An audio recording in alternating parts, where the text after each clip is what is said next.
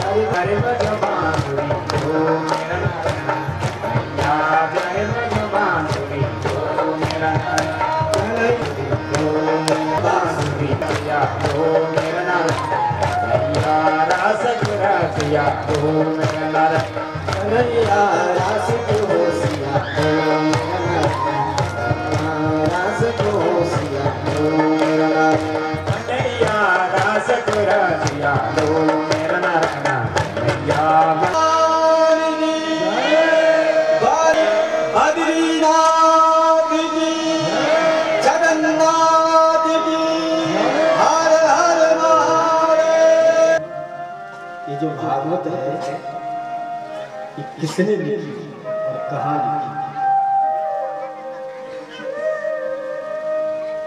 सूत जी बताते हैं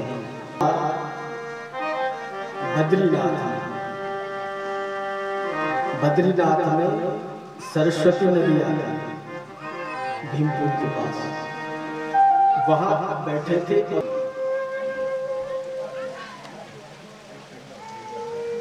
नारद जी का आगमन हुआ। नारद जी ने कहा, व्यास जी आप परेशान क्यों हैं? अरे आपने 17 पुराण लिख दिए, तब भी आप परेशान हैं? बोले महाराज 17 पुराण तो लिख दिए, लेकिन मन अभी असंतोष है। बोले क्या क्या लिखा?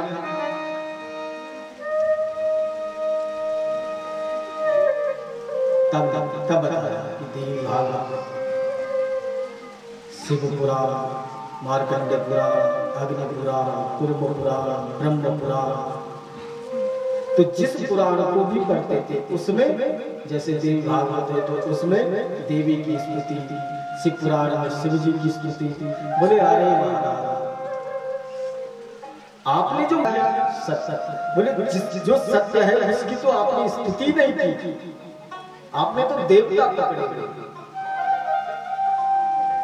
आप मूल को पकड़ो, आप एक को पकड़ो, एक को किसको पकड़ो? सत्य को पकड़ो। सत्य को पकड़ो तो सब देवता तुम्हारे पीछे।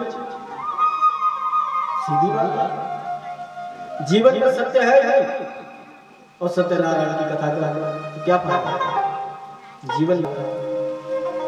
बोले अरे तुमको नहीं पता, जब भगवान की कृपा होती है ना जीवन में आनंद आता है। नारद जी ने अपना चरित्र सुनाया।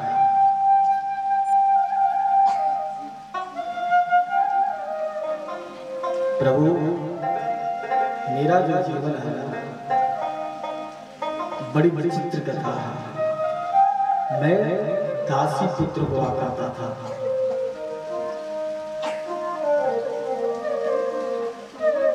मैं अपनी माँ के साथ रहता था, मेरे पिताजी नहीं थे, और मेरी माँ घरों में बर्तन धो करके जो धन मिलता था उससे मेरा भरण पोषण करती थी।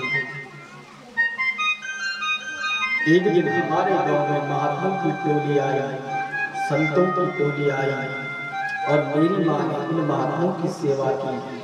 महात्मा लोग जब भोजन प्राप्त कर लेते थे तो जो उसमें पत्तन में जो जूठी पड़ी रहती थी, संतों की भाषा में उसको शीत प्रसादी बोलते थे।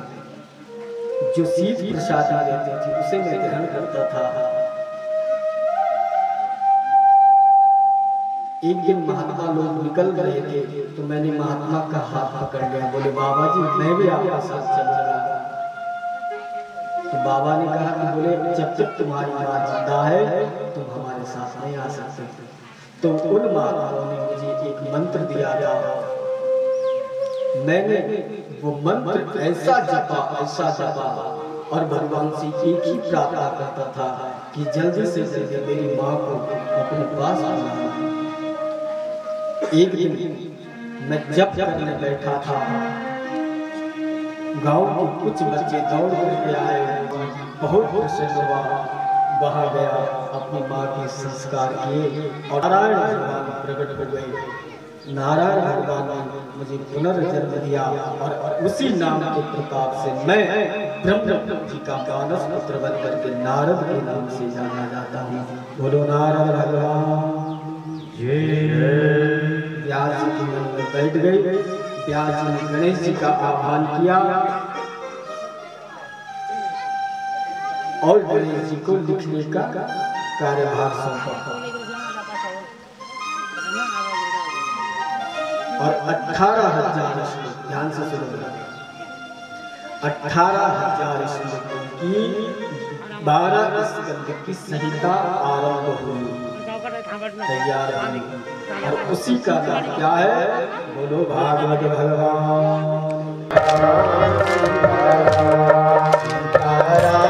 सीताराम सीताराम सीताराम सीताराम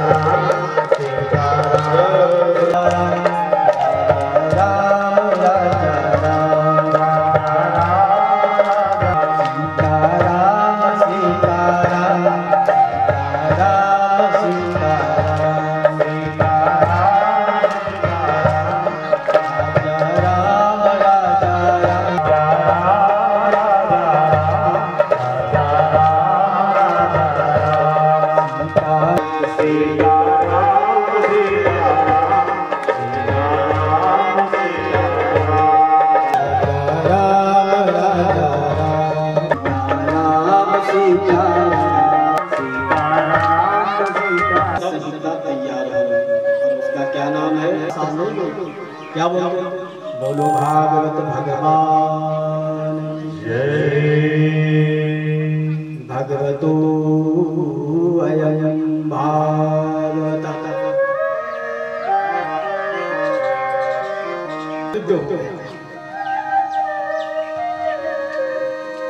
अब चिंता किसको? व्यास बोले लिखने का तो लिख दिया, लेकिन इसका प्रचार कौन करेगा? इसको दुनिया में कौन बांटेगा? टेंशन शुरू हो, परेशानी शुरू हो, क्योंकि ध्यान से सुनना, भागवत पढ़ने का विषय नहीं है।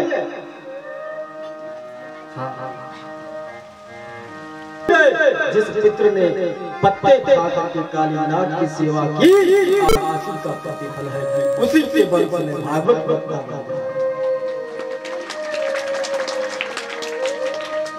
जिसने जंगलों में बैठ करके साधना की हो, भागवत बोलने वाला तो उसी वंश में हो सकता है। भाई बहनों, ये बात अलग है कि लोग सुनी पाए और बेची खा।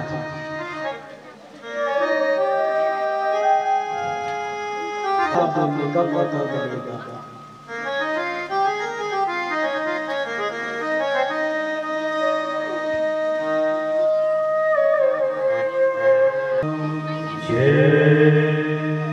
अरे मेरे ही घर पर है, और कौन है? मेरा ही पुत्र है। अरे लेकिन वो तो जंगल में है। ध्यान से सुनना, व्यास जी के पुत्र का जैसे जन्म हुआ, किसका? सुखदेव जी का।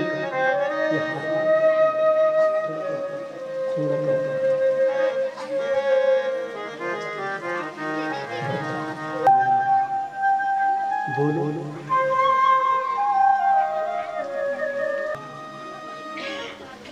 और ध्यान मग्न हो गया। अब व्यास जी के मन में विचार आया, पुत्र विरक्त तो है, पुत्र परमहंस तो है, लेकिन उसको वापस कैसे लाया है? ध्यान से सुनना भाई, क्योंकि साधना से बड़ी चीज तो कोई है नहीं दुनिया में। ध्यान से क्या क्या बोला जाए कि सुखदेव जी तपस्या छोड़ दे, सुखदेव जी साधना छोड़ दे, सुखदेव जी जप करना छोड़ दे और घर की तरफ आ जाए, ऐसा क्या गए हैं? उसी जंगल में जाकर इन श्लोकों का गुणगान करना, देखना। तो भागवत में वो तत्व है, भागवत वो ज्ञान है, भागवत वह तत्व है कि ऋषि जब कर रहा होगा वो जब छोड़ देगा, तब कर रहा होगा वो तब छोड़ देगा, योग कर रहा होगा वो योग छोड़ देगा। इतनी बड़ी ताकत है भागवत, समझ गए? और पीलम नटवरवपु करणयोर करैकारम्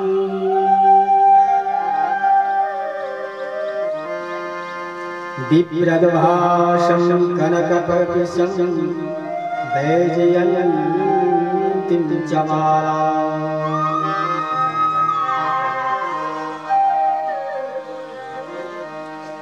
रन्ध्रान् वेणोरदरसुदयन्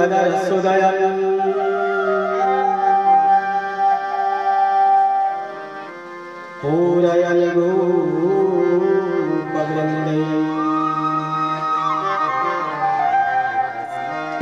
स्वपदरमणम्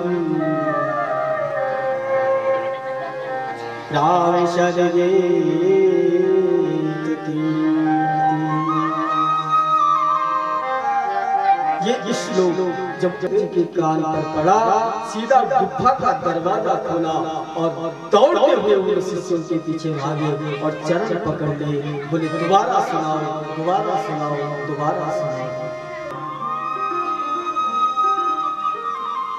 पूरयन् गोपवृन्दैः।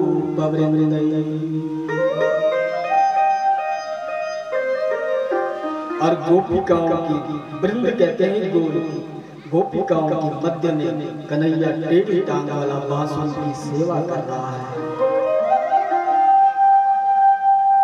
वैजयन्तीं च माला, तपस्या छोड़ दी, जप छोड़ दिया, तप छोड़ दिया, यज्ञ छोड़ दिया और सीधा पहुंचा कहाँ? घर में। बोलो सुखदेव भगवान जय।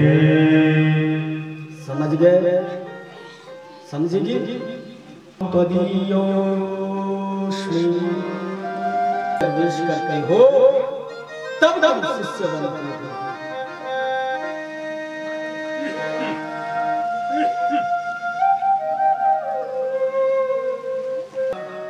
व्यास जी ने अपने पुत्र को भागवत भगवान की दीक्षा प्रदान की। बोलो व्यास देव भगवान।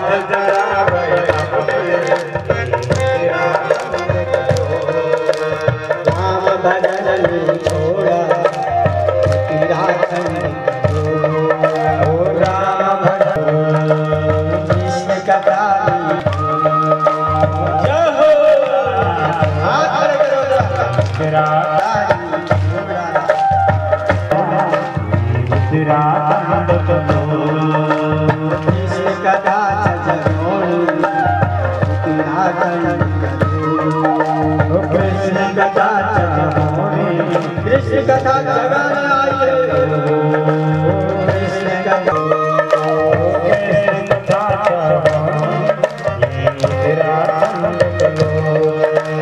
याद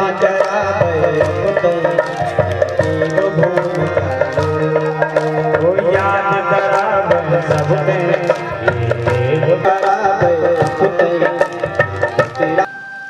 बोले अब क्या बताएं। एक बार मेरी सास ने डाला, बाद में देखा तो सारा धरती पर पड़ा हुआ था।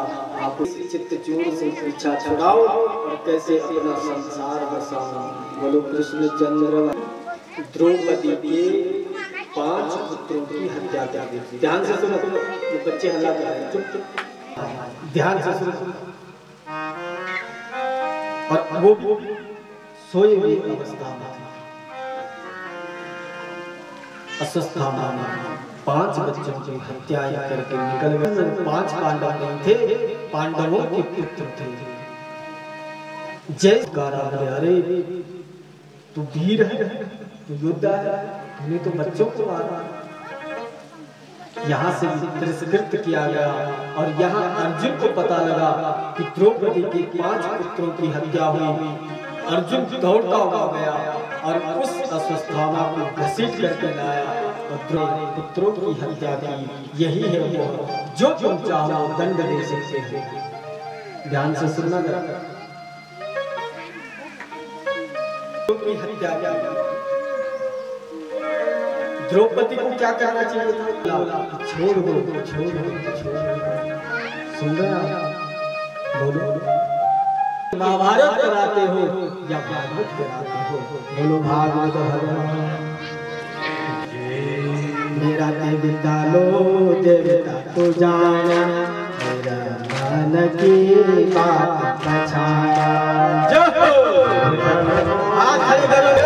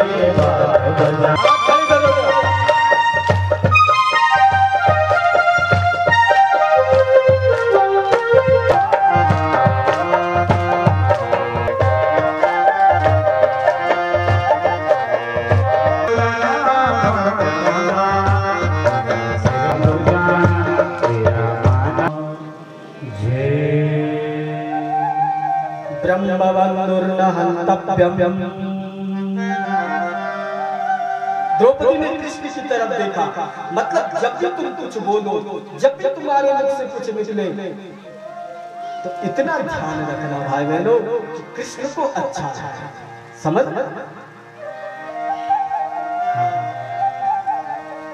और कृष्ण को क्या अच्छा लगेगा?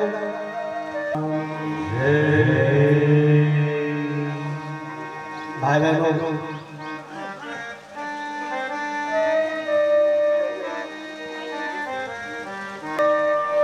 तो सबसे मिलकर के जा रहे थे। जब भी समय लगे, जब भी तुम्हारा मन करे, बाणों की सैया पर विश्वदाता पड़े हुए थे। आपकी कृपा से मेरे पास बहुत कुछ है, सब कुछ है, लेकिन तू अगर चाहता है तो मेरा एक काम करेगा? बोले हाँ हाँ बताओ तुझे क्या क्या करना। बोले महाराज मेरी एक पुत्री है। कृष्ण ने कहा दादा आप पुत्री बोल, आपने तो विवाह अरे अब तो आजीवन ब्रह्मचर्य पालन में रहे, तुम्हारी पुत्री कहाँ से हो गई? ध्यान से सुनना।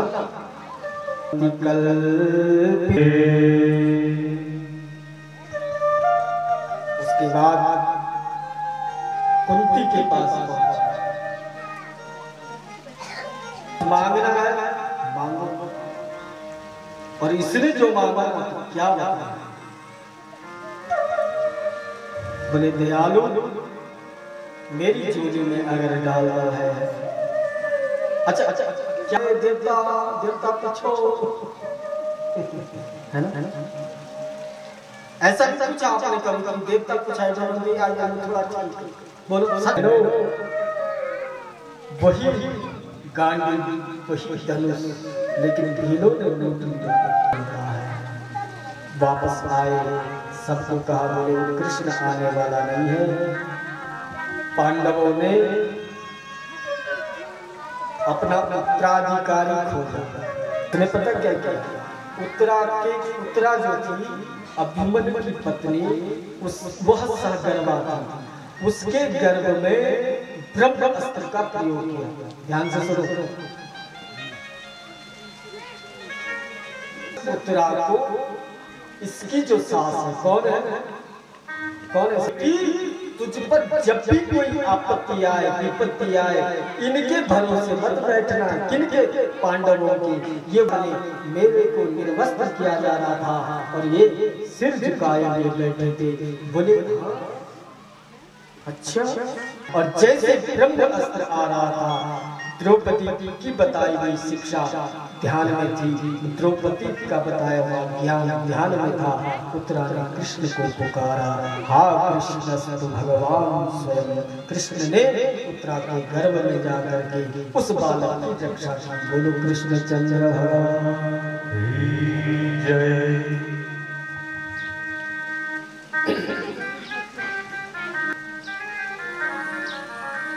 और कुछ महीने के बाद उस बालक ने जन्म लिया, लेकिन जैसे जन्म हुआ एकदम चारों तरफ देख रहा था, कभी इधर देखे कभी इधर देखे। परीक्षित महाराज और तब बताया भागवत उस सत्य का शासन है। और सत्य क्या है? मृत्यु। मौत का जो बोध कराती थी, मृत्यु का जो बोध कराती थी, उसको बोलते थे ज्योतिष। और ज्योतिष को शास्त्र में नेत्र बोलते थे।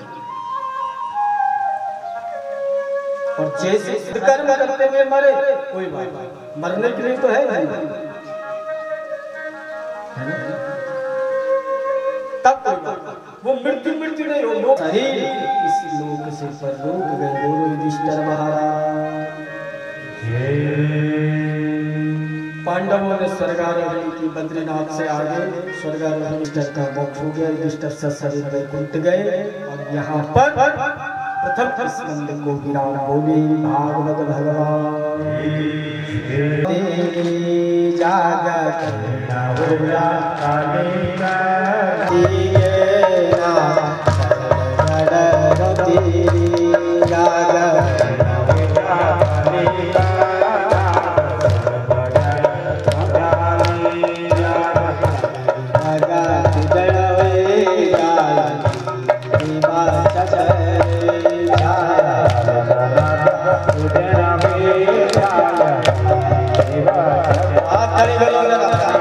सब लोग गाओ।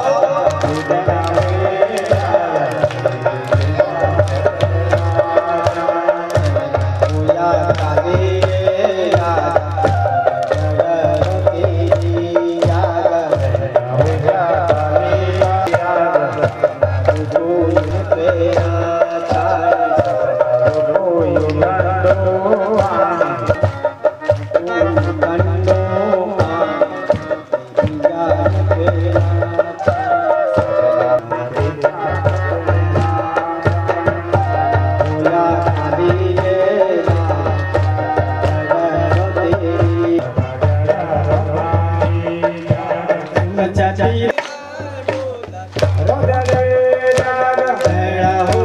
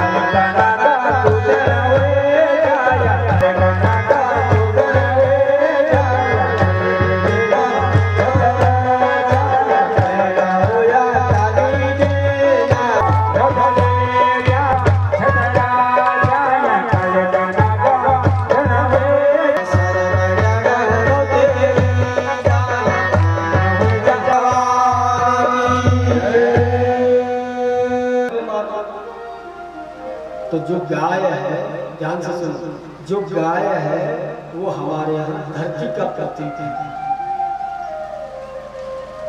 और जो बैल है वो धर्म का प्रतीक है। शंकर भगवान के आगे जो बैल खड़ा है, जो नंदी खड़ा, वो क्यों है? शंकर भगवान ने बैल रखा है, एक रखा है, क्यों रखा? अगर उसको हल लगाने होते तो दो रखता, क्यों रखा? रखने का मतलब है, वैसे शंकर भगवान के मंदिर में जाने का नियम है।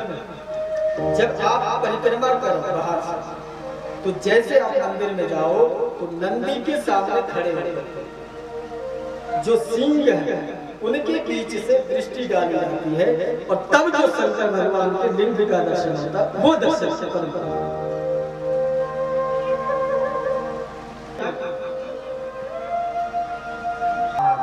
रुद्र नहीं समझ गए?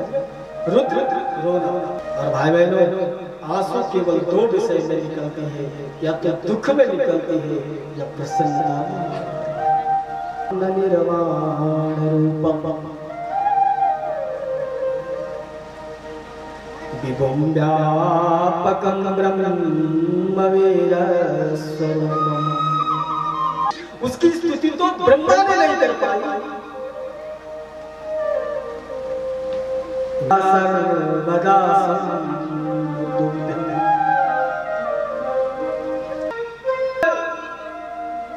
भगवान कहीं मस्जिद में नहीं है।